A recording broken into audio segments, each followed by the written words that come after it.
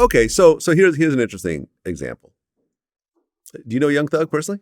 Yes. Okay, you guys are friends? Yes. Okay. When they try to slip him that perk in open court. I ain't gonna lie. And he said, hey, this ain't my pill. This guy just handed it to me, basically, through his lawyer, right? He said, this ain't my pill. I don't want to have nothing to do with his pill. Isn't that technically snitching? I heard that ain't how it happened. I heard that the nigga tried to pass it to him and they was on it. Like, oh. You feel me? Like they synced him, drop it to him, and it was already, hold on, he just gave him something. Okay. And you feel me? I don't think Thug whatever. Oh, no, hell no. He just dropped it in your hand. You know what I'm saying? So I think Thug just sat there and shut up. And probably was just like, damn. But his lawyer said this was not, he doesn't know this guy. This was not our pill. The lawyer's supposed to do. That's his lawyer. He got to fight for him. I'm just saying, man. It becomes such a gray, fuzzy area and all this shit, man. It's not like these are hard, fast rules that apply all across the board. Snitching in one city is not snitching in another city, and you know what I mean. Depending on who you are and who you associate with. So there's nothing that could happen that could have you cooperate with police.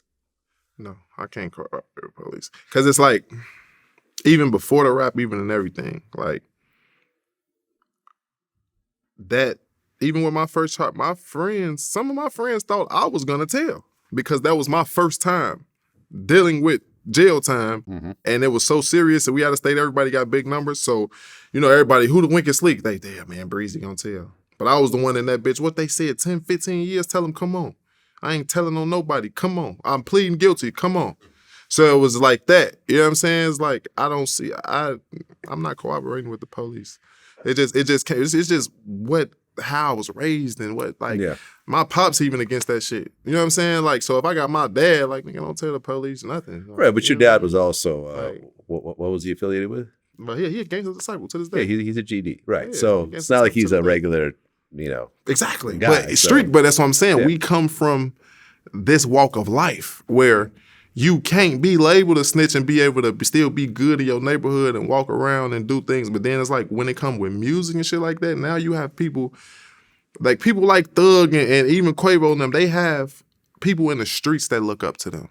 So once you lose, that's the majority of their fan base. Once you lose the streets, it's like you really kind of lost 50 to 60% of everything, like, because that's where everybody got their start from, and that's where everybody look up to. Why do you think people go to clubs and wore down neighborhoods and going to other people's hoods and going to, when they go into these spots, you don't see, like, you see people of color, you know what I'm saying, that come from where they came from because they look up to them.